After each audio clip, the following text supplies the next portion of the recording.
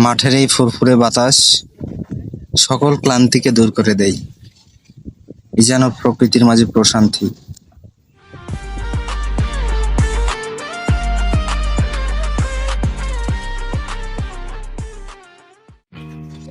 Hello, আসসালামু আলাইকুম guys. এখন আছি ফুলতলা বাজার। এটা 7 মাইল থেকে কিছুটা ভিতরে একটা বাজার। তো এখানে আসছিলাম মূলত আমার আম্মুর একটা দাঁতের ডাক্তারের কাছে দেখানোর জন্য। তো আজকে সকালে অফিসেই ছিলাম, হঠাৎ ফোন আসলো যে আম্মুর প্রচন্ড দাঁতে ব্যথা করতেছে। তো পরে স্যারেদের বলে অফিস থেকে বের হলাম, সোজা বাসায় এসে আম্মুকে নিয়ে আসলাম এই ফুলতলা বাজারে। এখানে একটা পরিচিত ডাক্তার আছে আমাদের।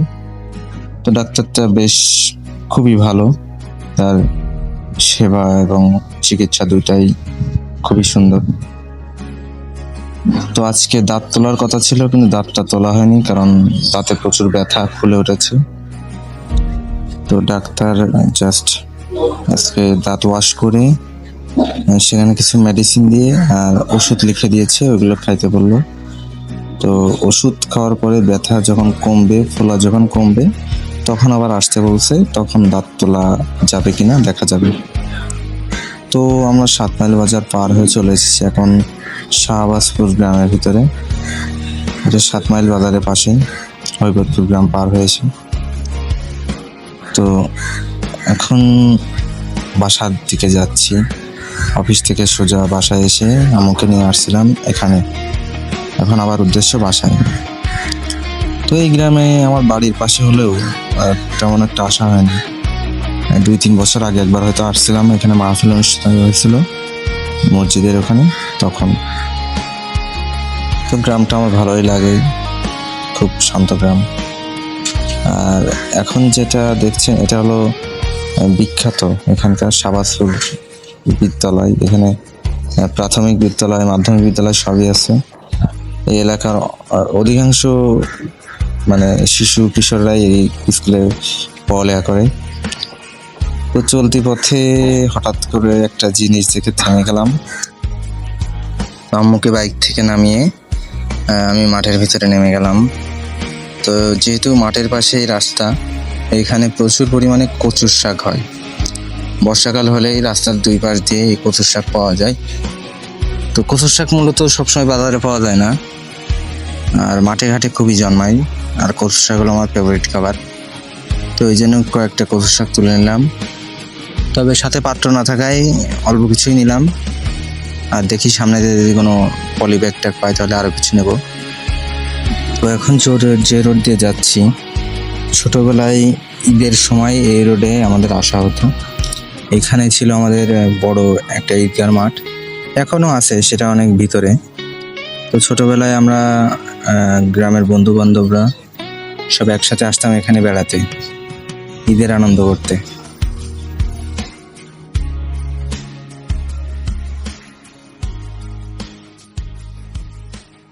তো এই রোডটা অনেকদিন ধরেই কাঁচা আছে, চারিপাশে পাকা হয়ে গেলেও আমাদের এই রোডটা এখনো কাঁচা। তো এখানে একটু দাঁড়ালাম, এখানে আমার মামা বাড়ি। তো দেখি এখানে পলি ব্যাগ পাওয়া যায় কিনা, যদি পলি ব্যাগ পাওয়া যায় তাহলে এখানে আরও কিছু কচুর শাক আছে, সেগুলো নেব। তো মাঠের নিচে নেমে গেলাম, রাস্তার সাইড দিয়ে কচুর শাক আছে পর্যাপ্ত পরিমাণে, তুলতে থাকি। আর মাঠের এই যে বাতাস, এটা শরীর মন দুটোকেই শান্ত করে, একটা অন্য ধরনের প্রশান্তি দেয়।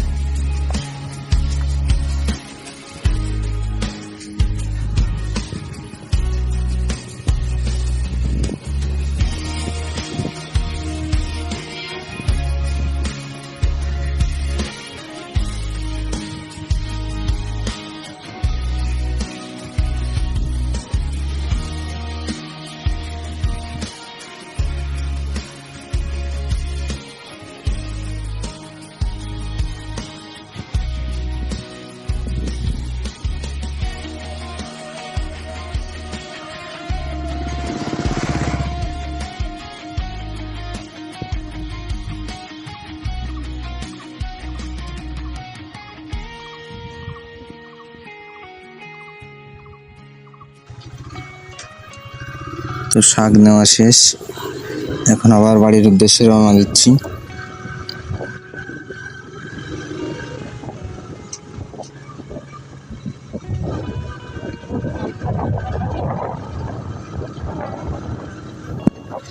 কিছুদিন পরে হয়তো এই রাস্তার কাছে থাকবে না, তবে এই কাঁচা রাস্তা, গ্রামের মেঠোপথ, এর যে মজা, এর যে শান্তি, এটা শহরের পিচ রাস্তার সাথে তুলনা চলে না। এখানে একটা অন্য ধরনের রোমাঞ্চ আছে।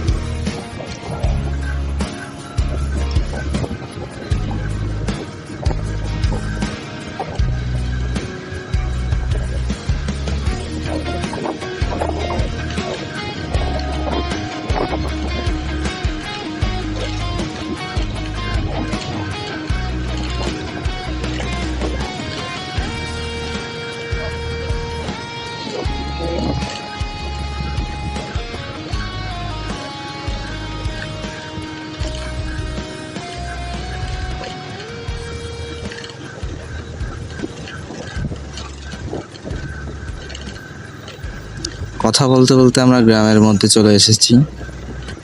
এটা হলো আমাদের গ্রাম। এই রোডে কখনো আপনাদের নিয়ে আসা হয়নি, অর্থাৎ ভিডিও করে দেখানো হয়নি। তো এই রোডে যেহেতু আসছি, ভাবলাম ভিডিও করি। আমাদের গ্রামের রোডের অবস্থা খুবই বেহাল দশা। কিছু কিছু জায়গায় সলিং থাকলেও সেগুলো আর কি খুবই বেহাল অবস্থা। দেখেন, কিছুটা সলিং, তারপরে আবার এই যে ভাঙা গর্ত গাড়া।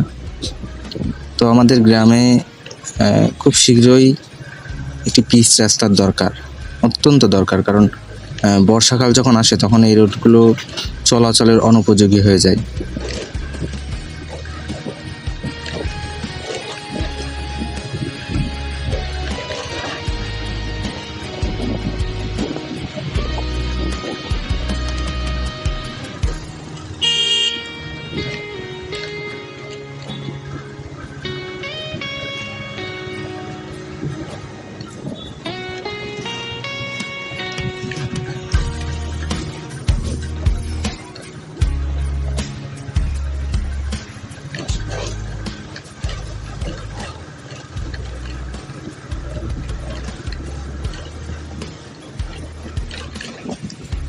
সামনে আমাদের নদী, এটাকে আমরা বটতলার ঘাট বলি। এখানে বড় একটা বট গাছ আছে। বট গাছটা অনেক পুরনো। তো ছোটবেলায় আমরা যখন স্কুলে যেতাম তখন দেখতাম যে এই বট গাছের গোড়া পর্যন্ত বৃষ্টি হলে পানি চলে আসতো, মানে নদীতে এত পরিমাণ পানি হতো। আর এখন সেই পানি কোথায় হারিয়ে গেছে আল্লাহ জানে। তো কথা বলতে বলতে আমরা চলে এসেছি আমাদের বাড়ির কাছে। তো আর বেশি কথা বলছি না, আজকের ব্লগ এই পর্যন্তই। আশা করি আপনাদের ভালো লেগে থাকবে। আল্লাহ হাফেজ।